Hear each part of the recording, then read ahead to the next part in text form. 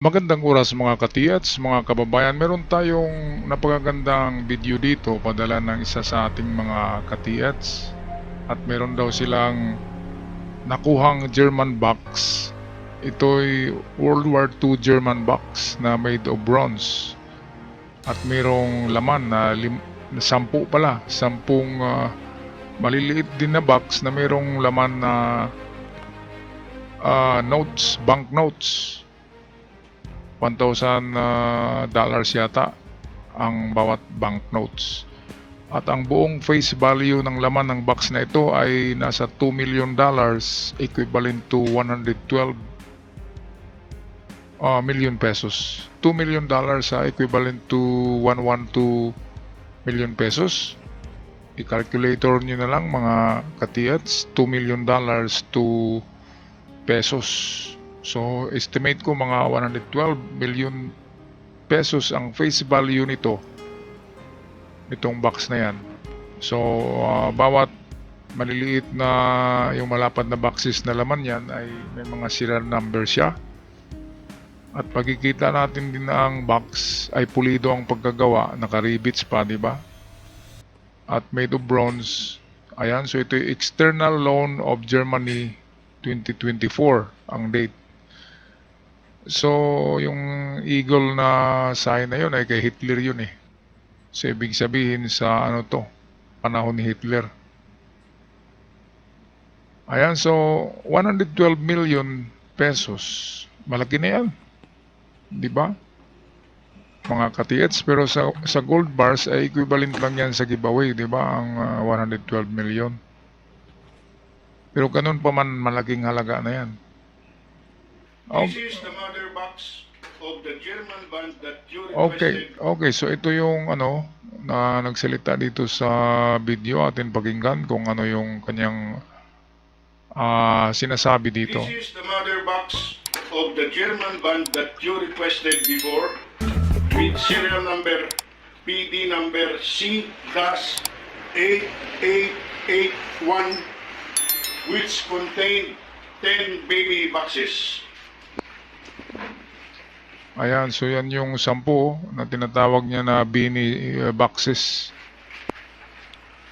Lahat may serial number.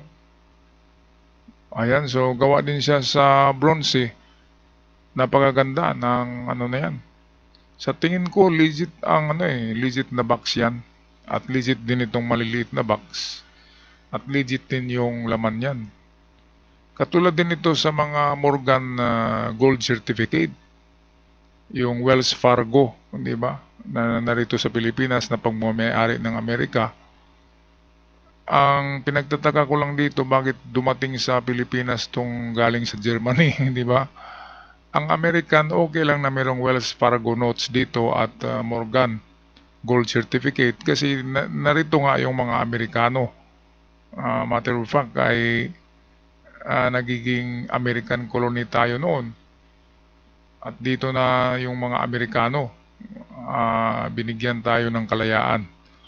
Sila yung sandaling ng ating gobyerno eh.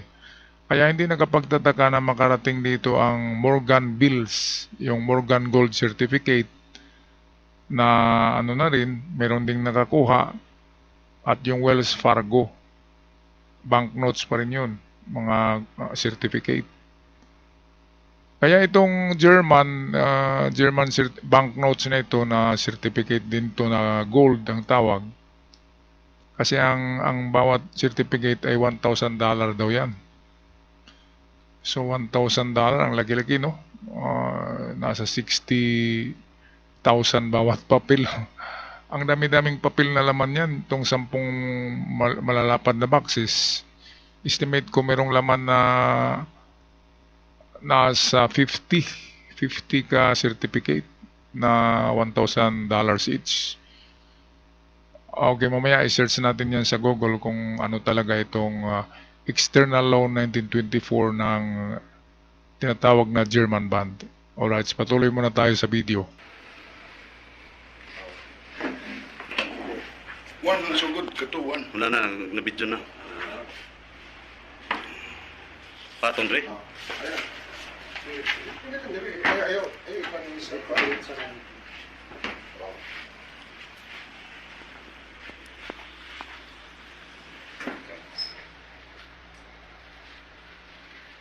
Okay, so ito nga yung ano, ito yung kanyang, balikan natin ha. Ito malinaw. Ito yung mga serial number ng yung maliliit na Bini boxes, tawag ng mama na narito. So German External Loan 1924. Ang box na ito ay merong laman. Ito nakalagay yung $1,000 bawat papel na nariyan. At ang laman talaga niyan, overall total, ay $2 million. Okay, $2 million, malaki na, mga kababayan. Okay, so patuloy tayo. Wala sila numbers na kuan.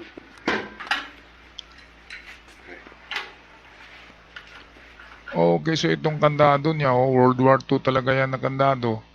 So walang problema sa itong box na made of bronze. Totoo siya, legit siya. Alangan naman na gagawa pang Pinoy ng ganyan. Maano ka dyan, mababaliw ka sa paggaya niyan. Di ba kaya 100% naniwala ako na legit ang box na ito at yung mga laman niya ay legit din, mga kababayan. Kasi mahirap na gayahin yan eh. Nakaribits pa oh. Talagang antique siya. Pati kandado, alangan naman na gagawa pa ng kandado yung mga scammer, di ba? Yung paggawa ng gold na replica, madali lang yun. Pero ang paggawa nitong box, mahirap yan. Lalo na ang dami-daming litra oh. Mabubuang ka sa pag-engrave niyan, ang dami-daming i-engrave mo. Kaya, balagay ko, 100% na real box ito of treasury. Pera ang laman, yung certificate na ang lalaki ng face value. Okay, patuloy tayo sa panonood dito sa magandang video.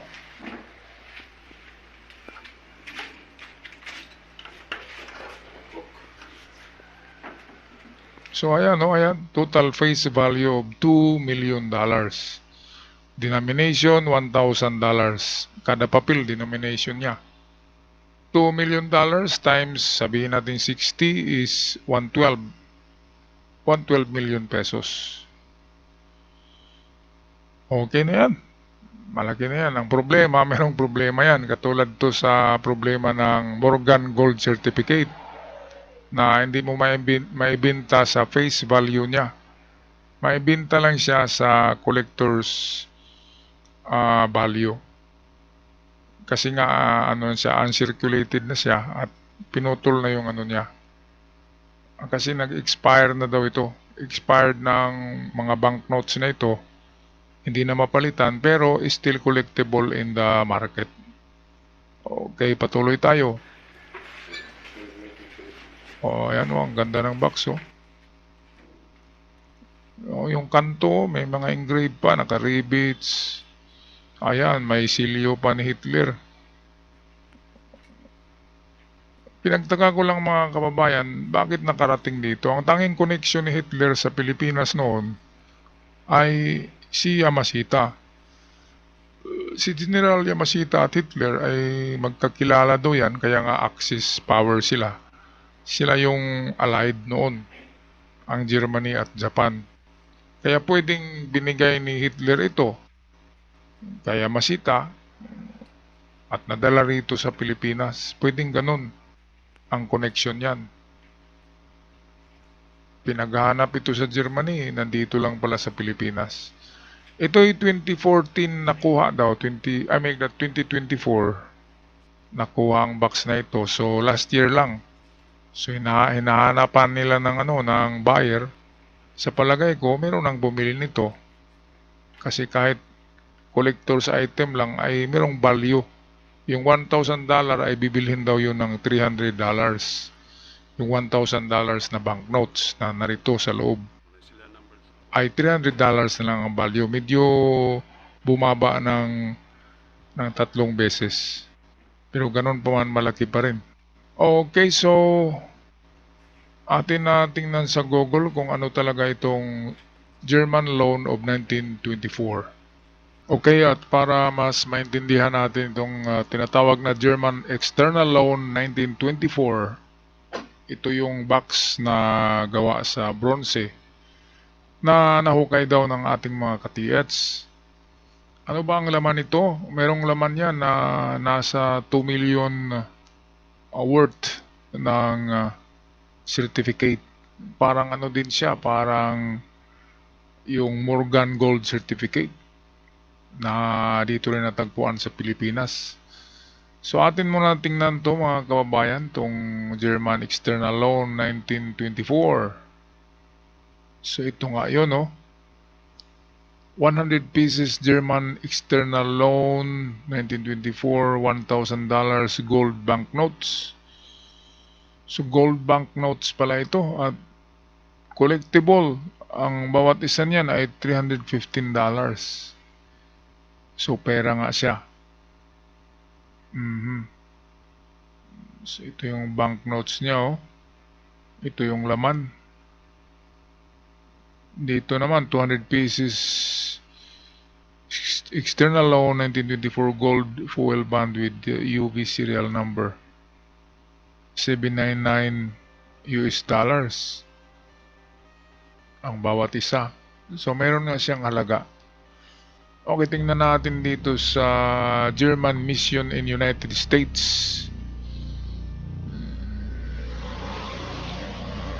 kung ano tong mga old band currencies na ito. So ito, German Rich Mark Treasury Bills, Bonds, and Special Funds.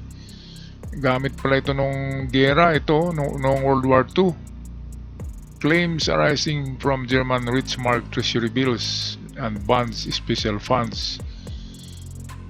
German Rich Railway, German Rich Postal Service, as well as the former state of Russia, issued from 1924 to 1945. So nung gera nga ito, were settled under the November 5, 1957 General Law regulating compensation for war-induced losses.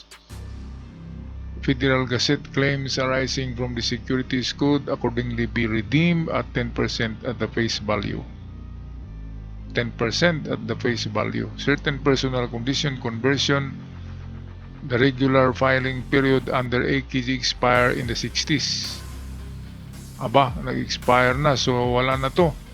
Thereafter, filings were possible only in special well-founded exceptional cases. Following the December 21, and tagal na, 1992.